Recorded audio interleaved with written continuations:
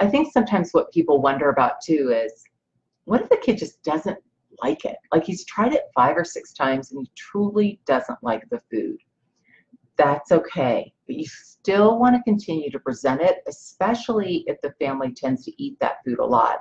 You know, I have a family right now that they just love raw spinach. They have it in all their salads. They use it all the time. They throw it into smoothies. It's always in their house.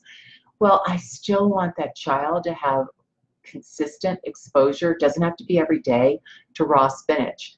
It might literally take a year for that kid to learn to love raw spinach, but that's how we all learn to try new foods and learn to like new foods.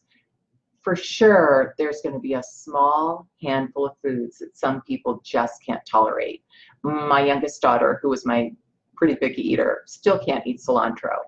I was at a restaurant just last night up in Breckenridge, and the manager was telling me that he can't eat mushrooms. He was asking what I do, and we were chatting about picky eating.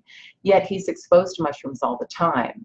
So there are going to be times when they're just not going to, they just don't like it. And you'll know when you get to that point. But that continuous exposure over time is still really important so they can prep it, cook with it, and serve it to other people as well.